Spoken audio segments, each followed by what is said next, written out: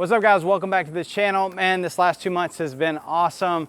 We had the last full-length video hit almost 500,000 views. I had a YouTube short hit 2 million views, and the channel also reached 100,000 subscribers. I could not be more excited. Thank you guys who have joined, who have watched. I couldn't do it without you. It's really been an awesome journey.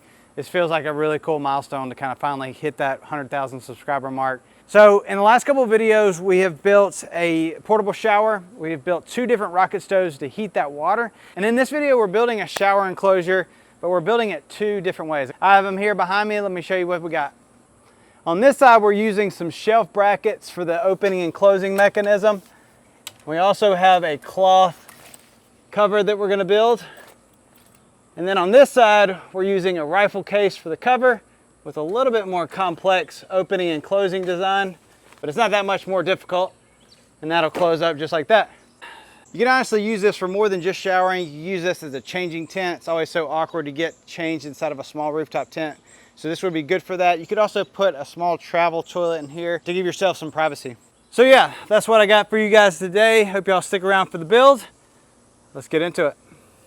But before we get into the build, I want to mention today's sponsor, Ranvoo. They sent me the Aice Lite to show you guys. This is a wearable air conditioner, and this thing couldn't have come at a better time because the temperatures are in the upper 90s, and I gotta say, this thing is a game changer. It has 3 different modes. It has a cooling, a fan, and a heat mode for the winter months. It has these built-in fans that blow up towards your face, and then it has these 2 at the bottom that kind of blow down your shirt, and it is awesome. Now, the thing that makes this thing different than a standard neck fan are the cooling plates and the heating plates that are on the inside. I don't know how this thing works. I thought it was just the air moving past the plates that cooled it down, but on fan speed, these don't cool down. But on cool mode, these drop down much lower than ambient temperature, and it is so nice. It feels like a wet rag on my neck. And then on heat mode, obviously this thing gets nice and warm. I gotta show you this. Ambient temperature is about 75 degrees on my table. But if we measure on the cooling plates, we're at 60 degrees. How awesome is that? I switched it over to heat mode, and now we're measuring in the 90s. That is awesome. The Aice Lite also has an AI mode, so if you're moving in between hot and cold environments, the fans will slow down or it'll shut off when you're in the cool, and then once you come back outside, it'll kick back on to cool you back down. Ranvoo also offers an app so you can change the modes directly from your phone. There really are too many scenarios to mention where this would be beneficial. If you work outside in the heat, or if you're in a crawl space or attics, this thing could really be a game changer. Some people just can't handle the heat like some can, and this could really help you extend your hours outdoors. I've been testing this thing out as I've been doing yard work and out in the heat, and when I have this thing on, I don't need to take as many breaks. I can handle the heat a lot better. It's definitely a game changer. So yeah, definitely go check them out. I'll have a link to the Aice Lite in the description below. I want to thank Ranvoo for sponsoring this video. Let's get back to the build. If you guys are new here, my name is Patrick Remington. I've been a wedding photographer for the past 14 years, but in my spare time, I like to build cool projects like my rooftop tent. I've built several different awnings, hatch ladders, rocket stoves that can heat up water, roof racks, and rooftop hammock mounts. But I want to mention my next big project that I have going on, and that is my paddleboards. If you've watched a video of mine, you've seen these in the background. I filmed these several years ago, just haven't put out the footage yet. It's a really big project, but it's gonna be awesome. So if you're interested in that, be sure to subscribe. Also hit the bell notification so you'll know when those videos go live. So this is most of the parts that we're gonna be using for the structure of the awning. Of course, we got the fabric for the enclosure and a case of some sort, but this is gonna get you started. The first thing is we're gonna be using a big piece of flat bar. This is a piece of scrap I had laying around, but you just need a piece of 5-inch flat bar, probably 42 inches is what I'll cut this down to. I'll have a link in the description to an eBay seller I really like for a piece of flat bar that you'll need. That's gonna run you about $30. Next thing is the arms of the awning or the shower enclosure. This I got from Lowe's for about $30. I cut them, this was an 8-foot piece. I cut these down to 48 inches. And we'll probably cut these further down to about 40 inches during the build. And then you're gonna need 2 brackets. You can get these at Lowe's. This is what we'll use to mount the enclosure to the vehicle. Then you're gonna need these 2 brackets. What these are bathroom stall, like partition hardware. You'll see these in public restrooms holding the walls up. And I don't think they need to be this tall. We might shorten them. But the next thing you'll need are these little supports. They bend And this is what's gonna lock out our arms. These are like $3. These are $7 each, I think, and those are probably like $10 each. So I told you I was gonna build this in 2 different ways. Everything's gonna stay the same, except instead of using these pieces right here, I'm gonna swap them out for these shelf brackets. I think this is gonna work. This is something I'm gonna test out. I'm not 100%. These things are super strong in this orientation with weight on top of them. They can hold like 300 pounds, but it's gonna be sideways, of course, in this application, and I'm not sure how much it'll hold in that direction. Although the arms are very light, the fabric's gonna be very light, so it's not gonna be holding up a lot of weight. So I think that this will work. And it has this little button, and they collapse down just like that. Going this route will reduce some of the complexity of using these brackets here, but really not by much. I think these were $24 for the pair. These are 14 inches as well. So yeah. We're gonna get started with this version of the build. I'm gonna cut down my flat bar, get it ready to attach our brackets to. So yeah, let's get to it. Oh, and for the enclosure, we're gonna need some type of case or bag to put everything in. I saw another build where somebody used a rifle case.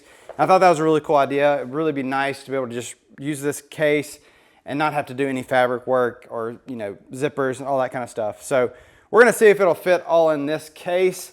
But I may also build a bag too, just in case you're interested in how to build a bag for this. So yeah, let's get into it.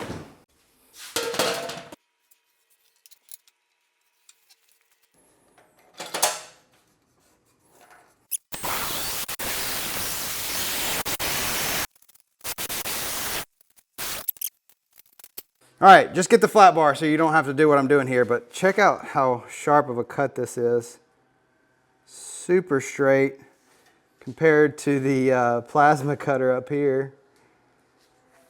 Love it. These blades are, I think Warrior makes them from Harbor Freight. I put it in my skill saw and it works perfect. And that's an old blade. I've built my whole fence using that blade. So pretty impressive, still going strong. Cuts way faster than using like an abrasive disc, like a cutoff disc on an angle grinder. My only complaint is that these little shavings are razor sharp, so I gotta get those cleaned up when my kids wanna come in here. But still, those blades are awesome. I'm gonna cut along this edge and I'll have my piece cut out.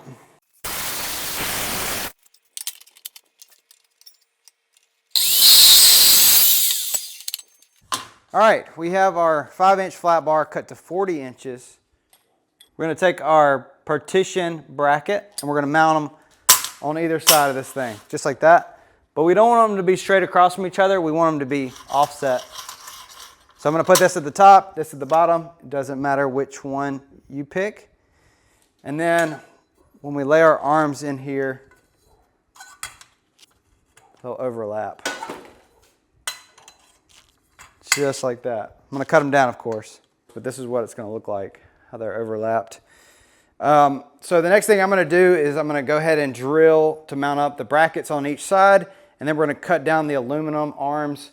I think I'm gonna go with 39-inch arms. I think I'm gonna end up, my back plate's 40 inches, 39-inch arms, probably, so it'll essentially be about a 40 by 40 square for the enclosure for me. So yeah, I'm gonna get all this cut up, mounted, and then we'll move on to attaching these little brackets.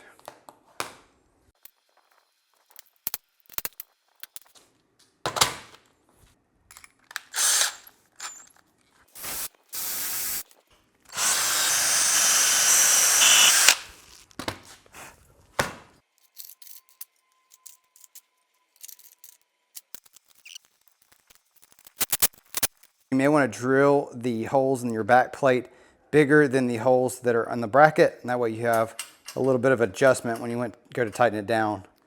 You may want to adjust your arms at some point to go a little bit different angle, so just wanted to mention that. All right, now for the other side.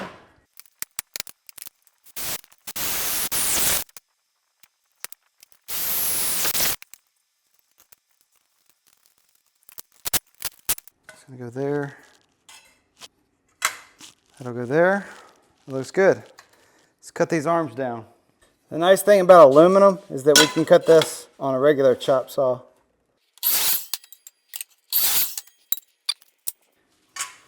So those will go up like that. See how much space we're gonna have. That is a lot more space than I realized. It's kind of hard to see for y'all, but that is gonna be plenty of space. Back wall will be right about here. Yeah, more than enough. All right, the next thing we need to do is to fit our lid support bracket. This is pretty simple. The first thing I'm gonna do is I'm gonna straighten up these arms. I went ahead and drilled and put a bolt through here using that bottom bolt hole. We don't need this top one, and you can shorten this really if you needed to, but I'm gonna straighten these up. I'm gonna extend our lid support, and then I'm just gonna put this at like a 45 degree just to get started on the mock-up. And then I'm gonna clamp it down here. Just use some vice grips, clamp it in place, and then I'm going to break it down to where it will be in the closed position. And then I'm going to make a mark on the arm. You can see where I've made a few marks where I've been mocking this up. You're going to mark, and then we're going to lift it straight up. And if you're not perfectly 90 degrees, then you're going to need to move your bottom angle here. So I'm a little kicked out this way, so I need to move the bottom inward this way. And if you happen to be way out here, you need to move the bottom out this way. So I'm gonna move mine in real quick. Clamp that up. Find the mark that I wanna use. And I should be at 90 degrees when I open that up. So that's about where I'm gonna go right there. It's really simple to get this to work out. It's not hard at all. So I'm gonna drill and attach this. I think I'm gonna use some rivets. I'm gonna see if I can use rivets here. But if not, I'm just going to use some really small nuts and bolts here. So pretty simple stuff. Let's get that attached.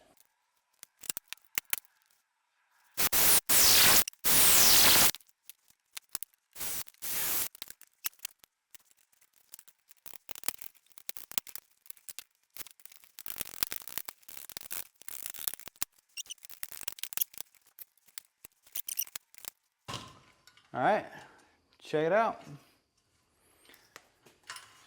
Lock it out.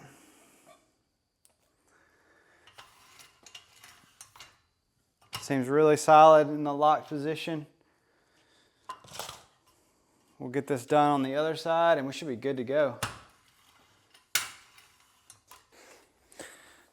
All right, now for the other side. This piece is going to come here, and this, our bracket has to go on this side.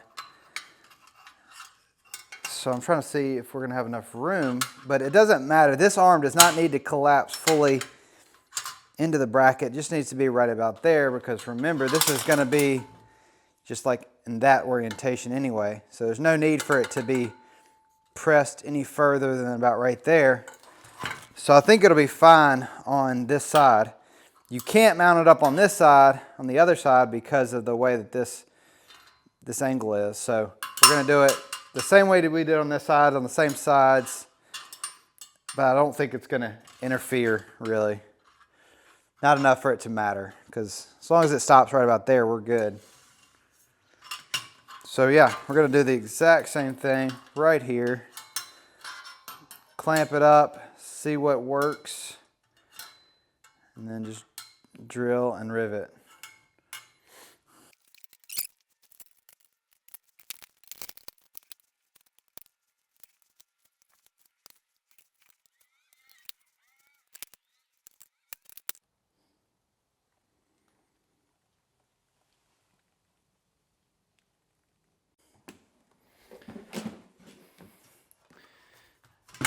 All right, real quick, let's see if it fits inside of our rifle case.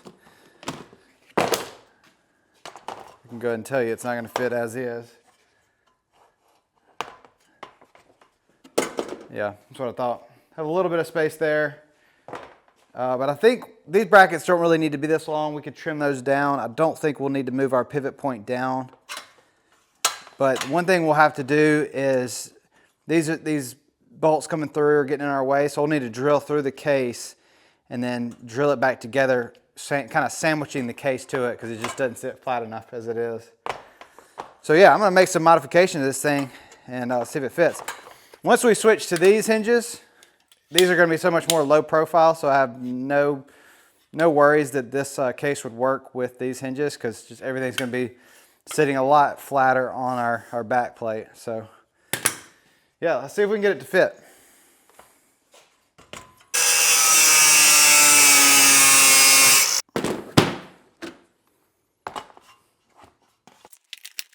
Yeah, there we go. A little bit more fitting and it'll fit nicer. It's kind of bulged on the top a little bit. I've removed all the hardware, so the rivets have proven to be a bad idea because I had to take it all back apart. So what I'm gonna do is I'm just gonna mark the case, drill through it, and then we'll just sandwich it with the hardware here. I just realized before we drill through our case, we need to figure out where our mounting brackets for our roof rack will be. We're going to be using these 10-inch L brackets that you can get at Lowe's or Home Depot. And so what I want to do is I want to go ahead and drill holes for that. That way I don't have to take this thing on and off a bunch of times. I've already measured my vehicle, so I'm going to put mine 34 inches apart, which means I'm going to drill right under here and have 2 holes there and there, so we can mount up the brackets. And this will make more sense once you're able to see the backside. It'll just be easier if I go ahead and drill, because I can drill right through the case, and then from the back side of the case I can mark where my holes need to be. They're not going to line up with the ones that are here, so we'll end up drilling our new holes on the bracket. So yeah, let's get to it. I've got where I want the bracket to mount up, and instead of having to re-drill the bracket, I think I'm just going to use the holes that are already there. We'll mark through here, and then we can just drill once through that and be done. It's just the easiest thing to do.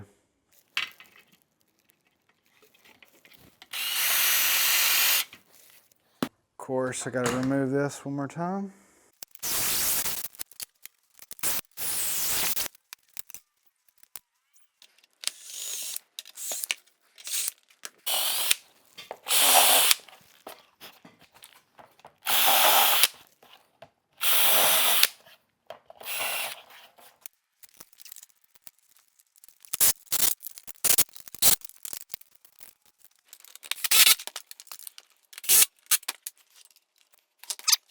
We are all bolted up.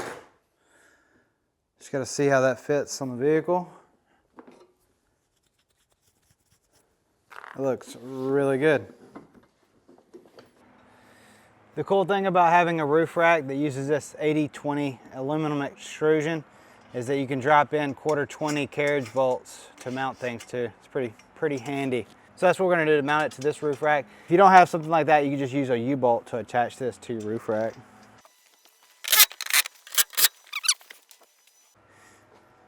All right, we got it all mounted up. Is it too much? Seems a little bit high to me. That's better. That looks a lot better. I kind of think I'm gonna like the case, a regular case. It kind of matches my awning here, but I still think it looks pretty cool. We'll just swing these out, lock these in place. And that's pretty much all there is to it. The curtain is gonna be the very last thing I do. I'm not worried about that at all. I want to kind of figure out the form and function of the opening mechanism first. But I think this looks really good. It's not too flimsy. When I drop this down on those brackets, I think it'll stiffen that up quite a bit, but I'm not really worried about that because we're just holding a light curtain. It doesn't have to be super rigid. But I think this looks really good. Let's move on to version 2.0, which I think is gonna be a lot easier to build. And I will get that mounted up and then we'll work on the fabric. I think this looks pretty good. All right, we're starting off with pretty much the exact same things as before. We got the 5-inch flat bar cut to 40 inches. The only thing we're really changing are these brackets right here. I think are gonna save us a lot of time. And they're gonna be mounted to our back plate just like this. My only real reservation was if it could hold the weight, although we're only holding a shower curtain, so I think this is gonna be totally fine. You know, these brackets hold a ton of weight when they're, you know, used properly with like a shelf. But we're just gonna be bolting them up just like this with 2 bolts here and here. And the weight of the arms will be pressing this way. So, like I said, I think it's gonna be just fine, but that's what we're gonna test out and see if these brackets will hold up. So yeah, we're gonna get all this mounted in place. Should be really simple, and we'll test these things out. So just like before, I am going to offset the brackets. One's going to be higher than the other so that when the arms are in place, nothing interferes with it. I'm also going to be mounting the brackets about an inch from the end here so that when they open up, the square tubing has a place to go.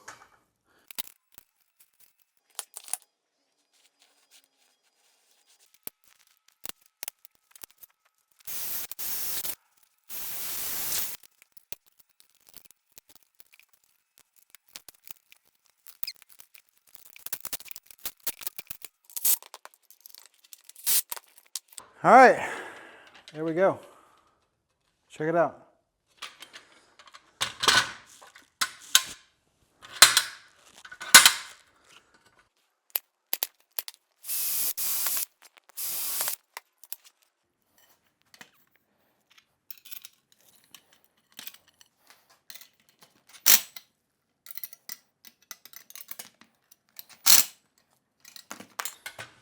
There we go. That looks really good. Let's just flip it around and do the same thing over here.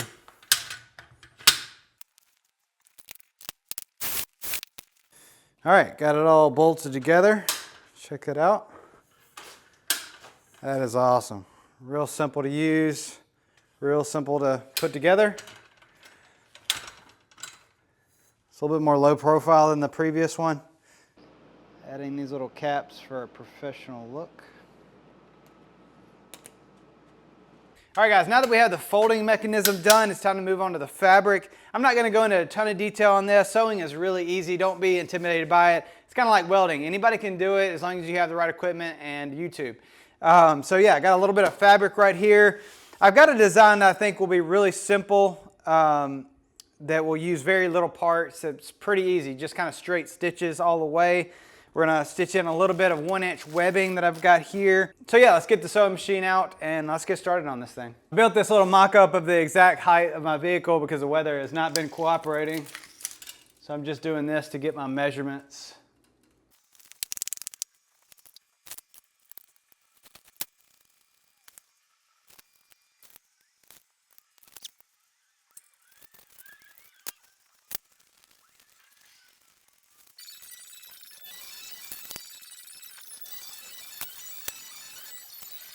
All right, it's time to get out the thread injector. We got all of our fabric cut.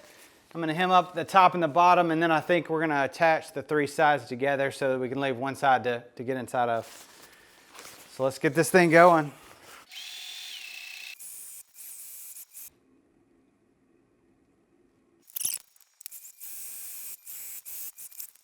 All right, that looks a lot better right there.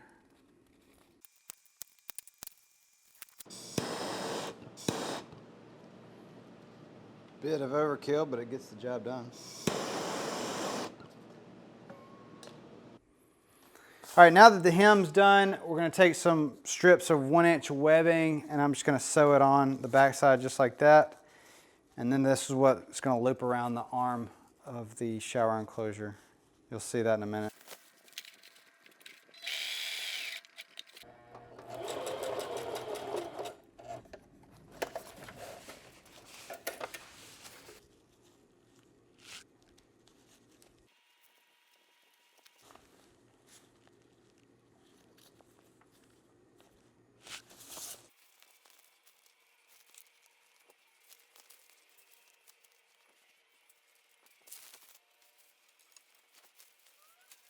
All right, this is what we have so far.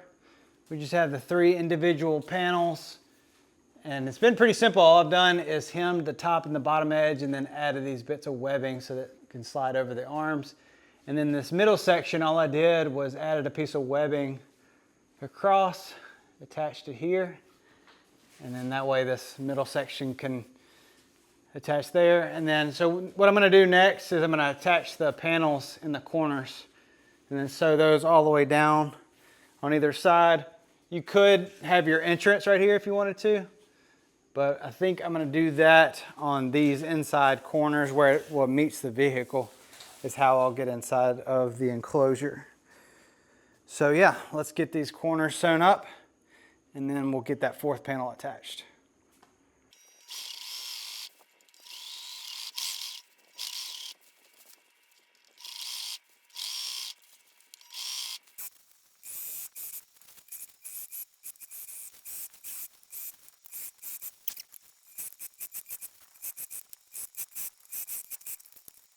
All right, time for Velcro.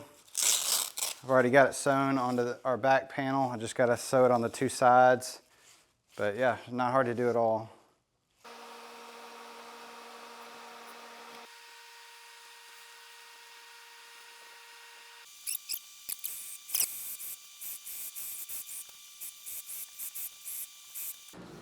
All right, that's all there is to it.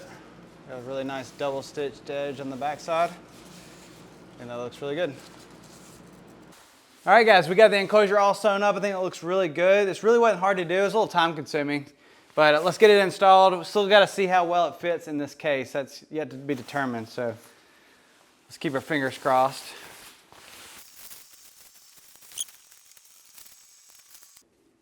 All right, I'm just gonna open up our Velcro and step inside. All right guys, check it out. There's a lot of room in here. This is great. I thought I might need to add some straps right here to mount up here, but I think this will be fine. This looks really good. Lots of room. I really like this.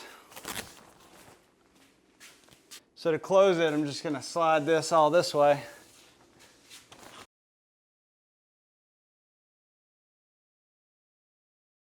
Just like that, and then I'm just gonna roll everything up.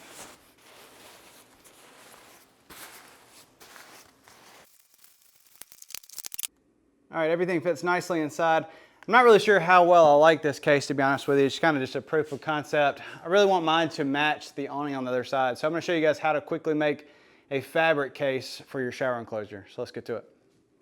All right, it's time to make the cover. This is a really simple process. I already cut a piece of vinyl fabric. You can find this at any sewing fabric store. It's a pretty common outdoor fabric. This is a scrap piece from either my soft shell rooftop tent cover or one of the previous awning bags that I've already made. So I got this one cut down to 21 inches, about 53. Don't worry too much about the length. We're probably gonna shorten that up just a little bit. But basically what you wanna do is just wrap the fabric around your project until it's tight. Not too tight, but you want it to be where it wraps everything up nicely. So we'll just set this on top.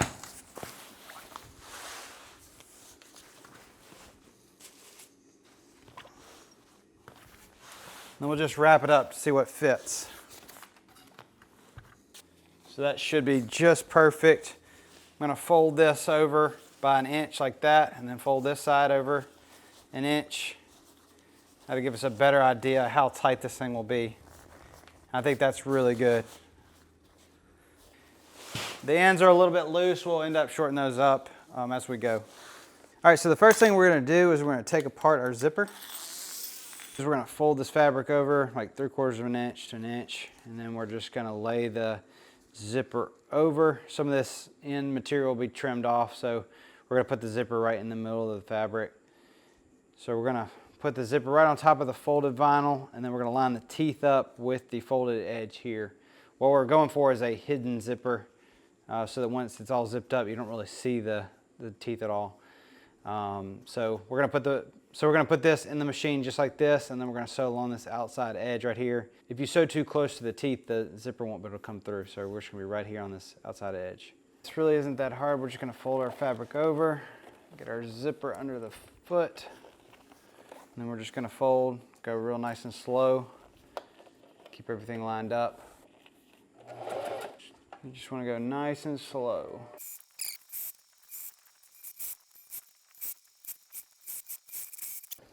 All right, that's all there is to it. We have it sewn on. The vinyl is a little bit proud of the zipper, and that's totally fine if it is in some spots. That looks really good. Now we're gonna do the exact same thing on the other side of the fabric. All right, I'm gonna go ahead and put the other part of the zipper back on. That way we can mark on this side where the fabric meets, so that once this is sewn together, everything lines up perfectly. I'm actually gonna put some blue tape right here, because this is black and I won't be able to see it. So I'll just line up the zipper. So I'll fold and then line up the zipper just like that. That's gonna be perfect. All right, we're just gonna fold like we did before. Our teeth to go to the outside. Just fold as we go.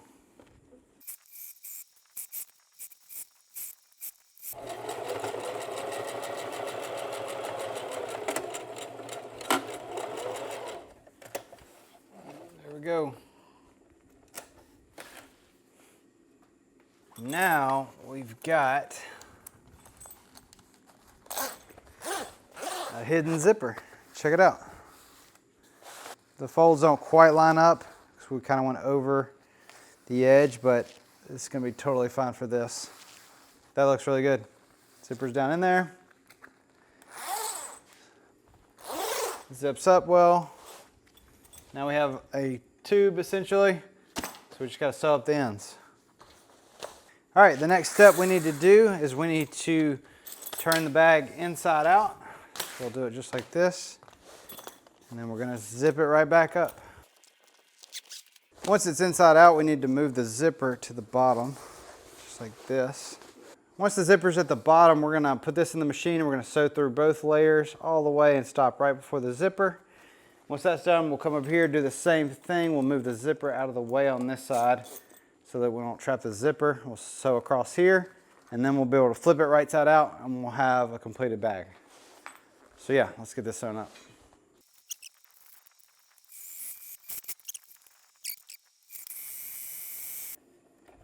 All right. That's what it should look like. It's all stitched up. Let me show you what it's going to look like once we flip it right side out. And that's what the end of the bag is going to look like. That's where it meets the zipper. It's right here. I think that's going to look really good. So now, time to do this side. I got to flip it back inside out.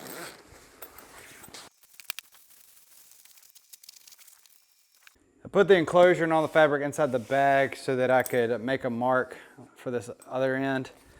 You don't want a whole lot of fabric flopping around up front, so we made a mark here. The enclosure ends right about there, so I gave myself a couple inches to work with. We'll sew across here and then we'll cut off all this excess stuff. All right, that's all there is to it. Actually, we can cut off this excess now.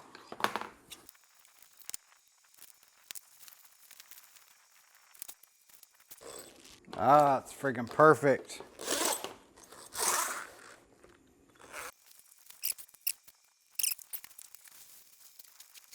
Everything fits perfect.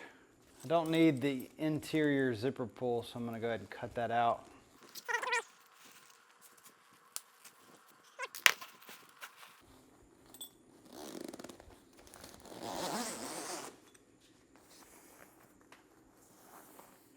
I am really happy with the way that turned out.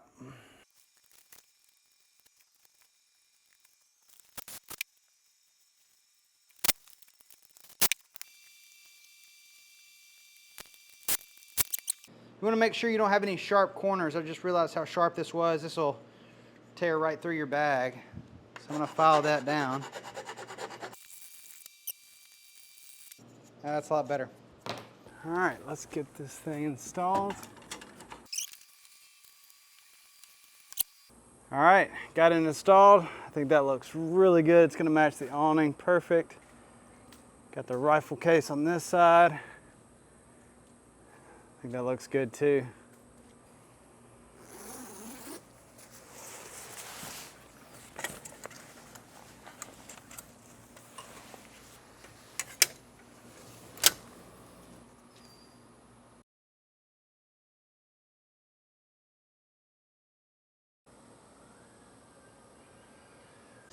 I added loops on all four corners so we can use guide lines to pull it tight. The one thing I'm not undecided on is whether I want the fabric to be touching the ground or do I want it to be like, 6 to 8 inches of gap right here just so the fabric's not getting wet and nasty.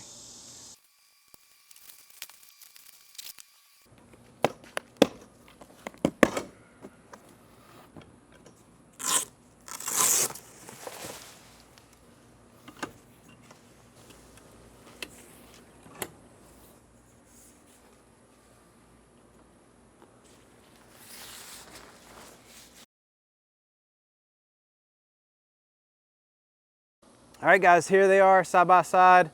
I really like the differences in the two, and I did that just to kind of give you guys plenty of ideas, plenty of options, but I'd love to know your thoughts on the build. I think they came out really good. This one has obviously a more complex opening system. but the rifle case makes that less complicated. And this is the opposite of that, where the case was a little bit more difficult to build, but using that shelf bracket made the opening mechanism a lot easier to install. I think I'm more of a fan of this one. I really like the fabric cover for this one and the less complicated shelf bracket opening system. Just a lot easier to install over here. I'm less of a fan of the rifle case with this more complicated opening system, but I think they both still came out really good. All right guys, that's where I'm gonna wrap this one up. I hope you guys stuck around to the bitter end. Be sure to hit like on this video, subscribe if you hadn't. We have some cool projects coming up in the future. We'll see you guys in the next video.